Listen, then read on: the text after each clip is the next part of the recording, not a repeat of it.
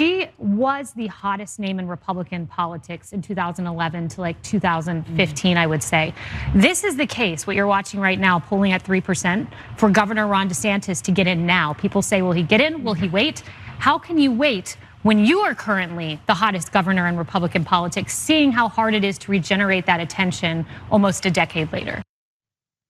Look, to be fair, I think that Kayleigh McEnany's read there is right. I've said something very similar. I think that it's a totally fair read of the situation, but it would be very easy for anyone, including Donald Trump, to interpret that as her wanting him to jump into the race and along the way declaring that he's the hottest governor.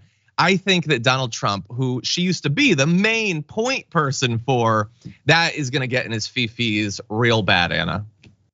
Of course, everything gets in his fifis real bad. I mean, he feels slighted or offended by things that aren't even remotely offensive. So I'm really looking forward to the Truth Social post later today.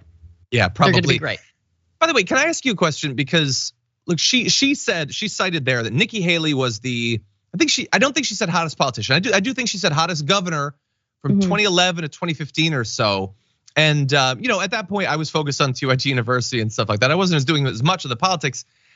Was she like she wasn't a DeSantis at that point? I mean, look, the culture war was a little bit less, I guess, deranged then. I know that she was popular, but I feel like people are exaggerating how popular she used to be. Absolutely.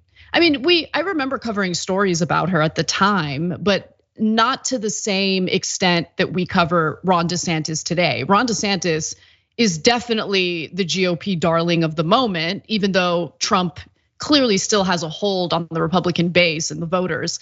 But no, Nikki Haley, I mean, it was the same as Kristi Noem, right? Also a deeply conservative governor, right? She would do questionable things in her state, we would cover the story. But again, it wasn't as voluminous. Our coverage wasn't as voluminous as it is with Ron DeSantis. Yeah.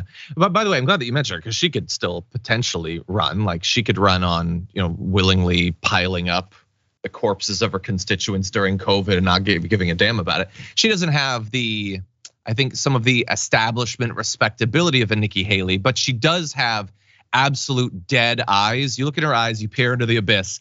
And I think that that's appealing to these deranged people. I think it's because she's lifting weights too much. I mean, have you seen those guns? That girl's got guns. Is she a big weightlifter or whatever? I have no idea, but if you're not lifting weights, there's no way you can have arms that toned. I know that this is a stupid point, but I had to say it. Sorry. I think this is the most. I do lift weights and I don't have arms that toned. So credit to you, Kristi Noem. Apparently she was lifting up and delivering the bodies that she willingly consigned to an early death during the pandemic. So hats off to you.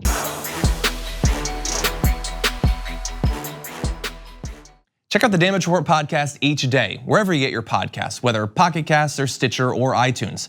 You can join me as I give you the news and stories you want with a range of co-hosts and interview guests jumping in on the fun each day. Again, that's the Damage Report, wherever you get your podcasts. And if you get them at iTunes, don't forget to rate and review. Sometimes I'll read them live on the show.